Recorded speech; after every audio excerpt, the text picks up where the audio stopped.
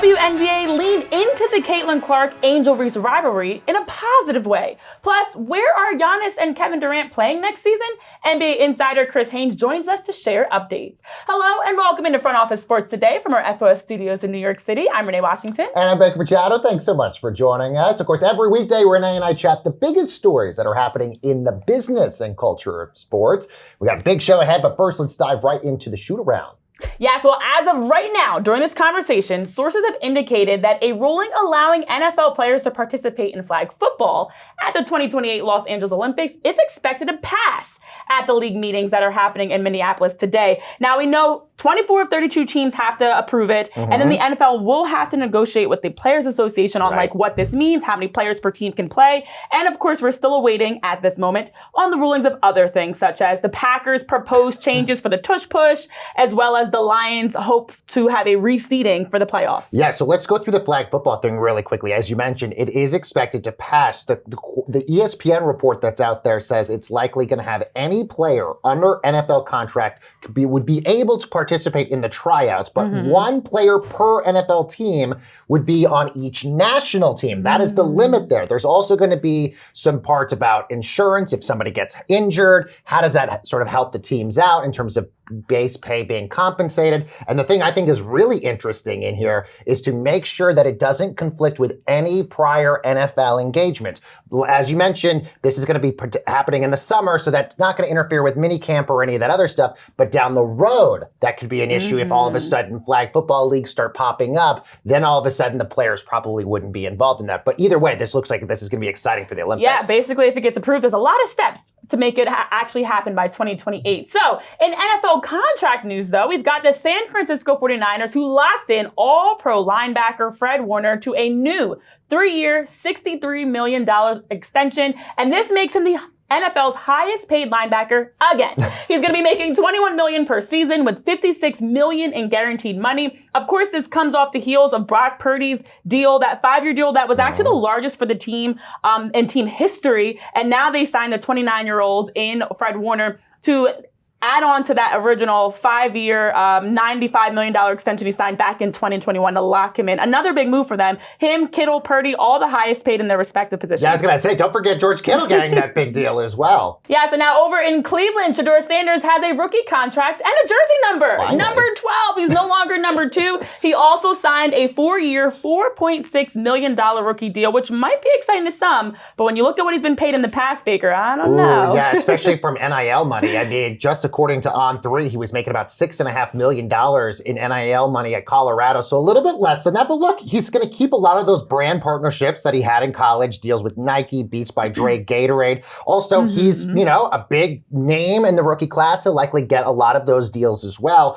But to what we were probably going to get to is that him being a first-round pick and falling all the way down to where he's at is a lot of lost money. Cam Ward's projected to sign a $48 million, $32 million signing bonus with Tennessee. And then Jackson Dart with New York expected to receive about $17 million with a $9 million signing bonus. But what works in Shedeur's favor is the fact that he's going up against Joe Flacco, Dylan Gabriel, and Kenny Pickett in the Browns locker room for that quarterback spot. So maybe he'll make that back up if he plays well and gets a new contract down the road for them. Yes, Baker. Now, over in baseball, is the honeymoon phase over for Juan Soto and the Mets? Well, Mets manager Carlos Mendoza publicly called out Juan Soto's effort on the base paths this week, and now Yankees broadcaster Michael Kay is claiming that Juan Soto has been, quote, glum around the Mets clubhouse and went to return to the Yankees last offseason before signing that historic 15-year, $765 million contract. He's, of course, had a career worst in a number of areas, OBP as well as batting average. And I'm wondering, Baker, is he just homesick maybe? And he really wants to be a Yankee? that is the rumor that Michael Kay says, that his family told him, because they like the Cohens, that he should sign with the Mets instead of the Yankees. But as you mentioned, he's batting .246, 8 home runs, 20 RBIs, all below his career average. But the Mets are 4th in baseball right now in terms of the winning percentage. So this is no worry. He's going to get this under control, and the Mets are just fine. The season's not even 2 months old Well, already. The highest paid player in the league will be just fine. And let's shift over to the WNBA, because coming off the most watched opening weekend ever for the W, how can the league continue to grow the Angel Reese Caitlin Clark rivalry build their audience and viewership and not fuel discrimination and misogynistic comments. We've got that coming up, then we'll take a look in our main event. And we now welcome in our FOS women's sports reporter, Annie Costabile, to talk about this more, because Annie and Baker, this Fever Sky game was the most watched game ever for the WNBA on ESPN platforms at 2.7 million average viewers, a peak of 3.1 million viewers. But instead of talking about the exciting 35-point win and talking basketball, we're talking about the racist comments that were said at the game on Saturday. Annie, how has this evolved since that game Saturday, and what do we know as of now? We know that the WNBA is investigating comments that were made towards Angel Reese and the Chicago Sky. And what's being circulated online is that this investigation stemmed from a rumor, an online rumor. And the reality is that a report was made about comments that players overheard at Gainbridge Fieldhouse. So that's important to clarify here, because this did not just stem from online commentary and an online rumor. There were actual things that were overheard at Gainbridge Fieldhouse. And I think the WNBA is doing exactly what it needs to do in order to protect players, which is of the utmost importance. That's priority number one. And in order to protect players, you have to do this investigation. And does this hinder at all this building of the rivalry between these two teams who are about to face each other again in the next couple of weeks? I think we have to start having more nuanced conversations. The WNBA has been at the forefront of human rights issues because this league was founded by women, by Black women, by queer women. So when you consider these factors, that's important when we're discussing all of these issues at hand. That can be true, as well as the discussion about the basketball at hand. And so when you're talking about this game, this rivalry in particular, there's exceptional basketball being played. True. But there's a nuanced conversation that needs to be had as well about the online discourse that's coming up every single time these two teams meet each other.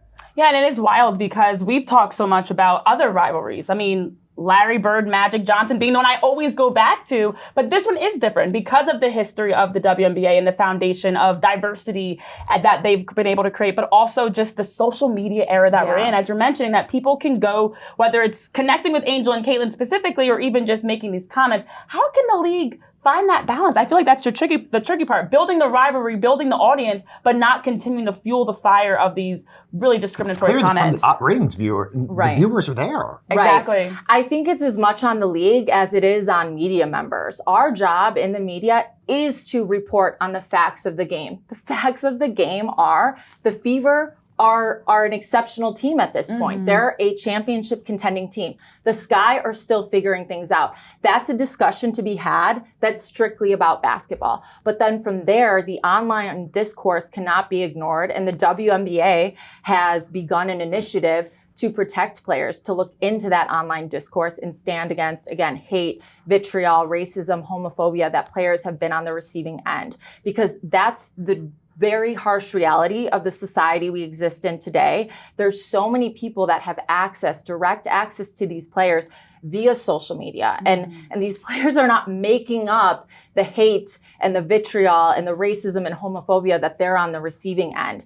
And so in order for the WNBA to protect its players, again, this initiative was a top priority. From there, we need to also be having discussions about the competitive play at hand, how great of athletes all of these women are, because that's what so many of these athletes have fought so long for too, to be treated fairly, to be criticized fairly, to have their games be the center of the discussion. And at the root of this rivalry is good basketball. The only thing that'll make it better is if the Sky meet the Fever. Yes. And you can be a fan of one or the other without hating the other player. That's a clear and I like that Angel and Caitlin have both come out and have made various comments. As you mentioned, the WNBA also has to continue to do more to help make sure that we're not doing or further perpetuating this negativity, but instead growing the game together in a positive way. Well, Annie, thank you for weighing in on that. We've got more NBA playoff talk coming up after this quick break on Front Office Sports Today. Stay tuned.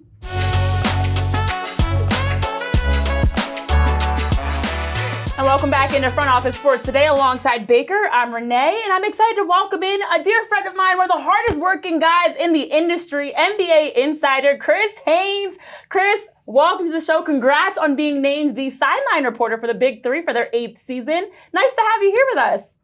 Well, Renee, Baker, thank you for having me on. And I'm excited. Usually I have my summers to myself, just working free agency news and summer league. So I'm still going to do all of that. But, you know, I've attached another workload. And so this is going to be exciting, something fun, something different. So, yeah, I'm eager to get started. Just a little more busy. Right, just a little bit busier this summer. Yeah. But let's talk NBA right now, Chris, because we know that we saw earlier actually on your social media how you were breaking the news around Giannis Antetokounmpo having a meeting with the Bucks. That is expected to happen this week. And we've been hearing so much about Giannis and his future, where he's going to go, as he wants the championship contender team that's ready now. What is the latest on Giannis in terms of those teams that are seeming like the best fit? What do you know about what's in the works there with him?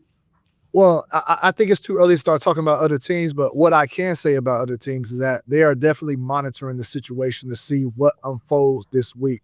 And like I reported, Giannis is expected to meet with the Bucks general manager, John Horst, later this week, mid this week is what I was told. And this is going to be the first time that Giannis has a chance to hear what the organization's plans are for the future. Giannis has made it very clear that he wants to compete for titles, specifically during his prime years. He has 2 years remaining on his contract before he can be an unrestricted free agent. So he wants to hear what's going on. The Bucks have Brook Lopez, who's going to be a free agent, who is a big piece of their team. Bobby Portis has a player option for next season. So, you know, we've got to see what's going to happen with that situation. And so Giannis just basically wants some answers. And then Damian Lillard, he's out for about a year with that Achilles tear that was unfortunately happened during the playoffs in the first round. So Giannis basically wants answers, and he wants to know what is the direction. And then from there, depending on what is said, you know, Giannis has a decision to make. Well, you mentioned Dame Lillard. I mean, let's just say hypothetically, Giannis is traded. I mean, we know Dame Lillard's going to be out for an extended period next year, but do you almost feel like then he's going to want to get out of Milwaukee too if Giannis isn't even there? Well, you know, the situation with Dame, he has 2 years remaining on his contract. He has next season, and then after that, it's a player option. So being that Dame's situation is going to be a little bit more trickier, because I don't know that there's going to be a lot of people that's lined up to try to get Dame, especially if he's out for a full season. So it's going to be a little bit tough depending on what happens with Giannis. But again, the whole league is on Giannis and what he wants to do, because he wants to contend for championships. That's the thing. It's not about him being a part of a super team. He wants to have a team that has a legitimate shot to win. And so the Bucks have to make their case that, you know, if they can't put that team together going into this next season based off of, you know, the players and their situations, what I laid out earlier, then they have to explain to him, okay, but the year after, maybe we can do something. So again, all this is hypothetical. It's all depending on the direction of the Bucks and where they want to take the franchise moving forward. It is crazy. We're in the midst of the NBA playoffs, and we're already talking about roster moves that'll be happening this offseason. Kevin Durant is another name that's already been circulating, the two-time NBA champion. He doesn't have a no-trade clause in his deal. He also is expected to make around $54.7 million next season, and has been linked to some teams. A return to Golden State, the Heat, the Sixers even got thrown in there, the Timberwolves. So the names are circling right now. But what do you know about Kevin Durant and the likelihood that he is going to be moving on from Phoenix versus staying and working out a different deal with the Suns? Yeah, good question. So what the Phoenix Suns are doing right now, obviously I reported yesterday over the weekend about how they narrowed their candidates down to the Elite Eight. And so what the Suns want to do, they want to see who they hire as the next head coach. And then after they make that hire, they're going to see, okay, is this somebody that can work with Kevin Durant? Because you've seen it over the last few years with the Suns head coaches, when you talk about Frank Vogel and Mike Budenholzer, those are particularly guys that didn't get along with the star players. And so that's going to be key for the next head coach. But if this is a young coach, right, if this is a young coach and the organization feels that, you know, this coach probably is better suited to deal with guys on the younger side, then, you know, then that's when I can see them moving from KD. So KD right now, I would say his situation is on the back burner until they figure out who's going to be the next head coach of the Phoenix Suns. Let's talk about my Denver Nuggets, obviously losing Game 7 to the Oklahoma City Thunder. A lot of questions on if David Adelman stays as the head coach, and then who they hire to replace Calvin Booth in the front office. The big question then is, has the window for the Nuggets closed for a potential championship based on where their roster's at heading into the offseason? Yeah, I think it's safe to say I believe the Denver Nuggets are going to make some moves in the offseason. I don't know that their window is shut, but they definitely have to tinker with their core. I think this was the season, and I think that's why changes were made prior to the playoffs starting, because ownership understood that there was a change that needed to be made. Well, that first change was the front office and removing Calvin Booth and removing the head coach in Mike Malone. So with that being said, I expect there to be some changes over the summer from the player personnel. Now, they know Joker. Joker is very similar to a bunch of other stars that I know personally in the league who are guys who want to win and they don't want to waste their prime. And I understand that people think, Nikola Jokic, he's a guy who's nonchalant, carefree.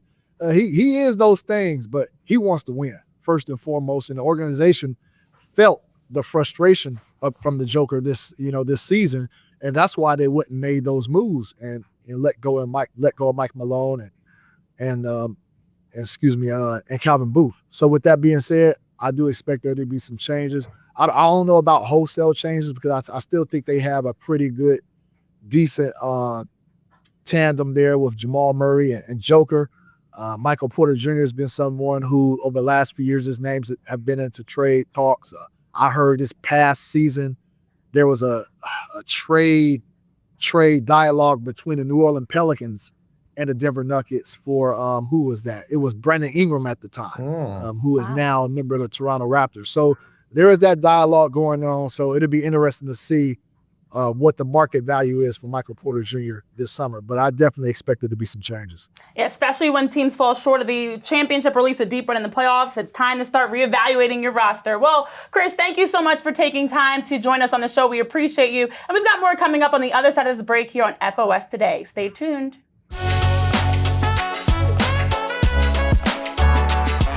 Welcome back to Front Office Sports Today. Baker Renee here. And with NBA Conference Finals tipping off starting tonight with the Thunder Timberwolves, 4 NBA teams are left competing for the Larry O'Brien Trophy, and it's a new era in the NBA, Baker. None of these teams have won a championship in the modern era. Knicks, 2 titles, the last was in 1973. No finals appearances since 99. Pacers also haven't been in the finals in the last 25 years, going back to 2000. Wow. 0 titles. They have 2 in the ABA, none in the NBA. And then the Thunder, last time they won, they were the Supersonics in 79. They've got 4 finals appearances.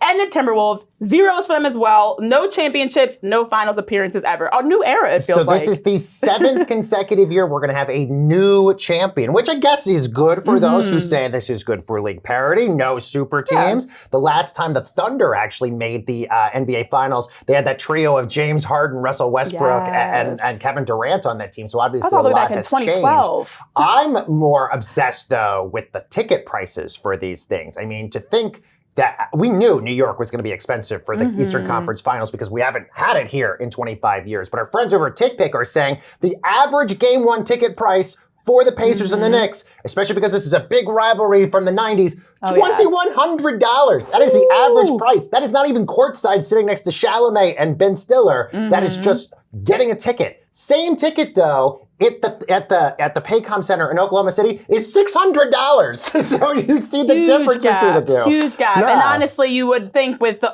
Oklahoma City Thunder as the number 1 seed that would draw even higher tickets. But I think it's a big part of the fact, including this year, 11 of the last 16 seasons, the NBA Finals have been Steph Curry, LeBron James, or both. Right. We're getting a whole new era, as you mentioned, 7 consecutive seasons that it's been a different team winning. And that's kind of the change. There's no true dynasty favorite. And the ticket prices, at least in New York, are really a good testament of fans that are excited to see their team get a championship. Yeah, finally. And I think, and we've talked about this before. Like, who does the NBA want in this finals? Right. I think obviously the New York market is huge, and the fact that everybody in New York is obsessed with the Knicks helps. And I also think the storyline of Karl Anthony Towns versus Jalen Brunson and all of those Villanova guys going up against each other, in a finals of Minnesota, New York would be really interesting. But you got to think, though, if with the Thunder being so young, this would be a great matchup for them as well in terms of the future of the league versus one of the biggest markets. Well, you talk about that Cat-Brunson duo for New York up against Julius Randle and the Timberwolves. That was a big trade that we saw, of course, with Randle and with Cat. And DiVincenzo and all of that. That's 3 combined NBA titles between the 4 teams that are competing. And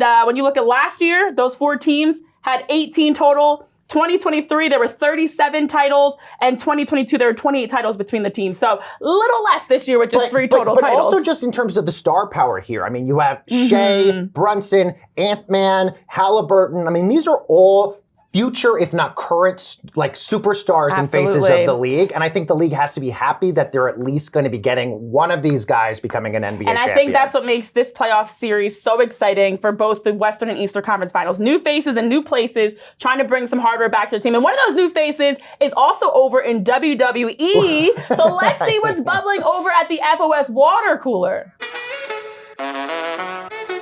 It's an NBA WWE crossover. Man. We all remember the moment last year when Jalen Brunson, after the Knicks got eliminated by the Pacers, was facing off against Tyrese Halliburton. They didn't actually fight, but we've got Logan Paul there, and you see them kind of jawing, going at it. And it was a great moment for basketball, for wrestling like that crossover. You look on your screen, and for those that are tuned in watching, it is that moment that Brunson and Halliburton came face to face. This is the growing rivalry, Baker, that we talk about between these two. Look, now you turn NBA matches into WWE promotional things. I mean, yes, you're right. They didn't go into a fight. Brunson just grabbed a chair like he was going to fight Halliburton. But now you have that other video of that Pacers fan in New York wearing the Halliburton jersey going viral, of all the Knicks fans throwing trash at him. He got invited to the game by Halliburton. Amazing. On Pat McAfee's show. And then you have Ben Stiller coming out saying, we should never treat Pacers fans like this, but I still think the Knicks are going to win in 6. There's just so much about this. To add a little more razzle-dazzle on top of it, Tyrese Halliburton's actually been announced as a playable character in the Dunks and Destruction package. Fans have to pay for that package. He will be in WWE 2K25. And NBA fans are a little upset because they're saying, wait, why does he look better in the WWE game than the NBA game? But wrestling fans are upset because he's one of potentially up to 3 NBA players that are supposed to be in this package. And they don't want non-wrestlers in the game. So you're also getting NBA and WWE fans that are not happy with the announcement that Pacers Tyrese Halliburton, not underrated or overrated, is going to be in WWE 2K25. I also think lost in all of this is the fact that Reggie Miller is calling the game for TNT, and he has shredded the Knicks. And then there's also just the rivalry dating back to the Knicks and the Pacers from the 90s. So this is a great time to be a basketball fan to watch all of It is. And also we've got exciting news to look forward to around the NFL's league meetings and the results, what gets approved and what does not. We'll be talking about that tomorrow on the show. And thank you guys so much for tuning in to Front Office Sports today. As always, we appreciate you, and we will see you guys next time. Nope, tush push, maybe.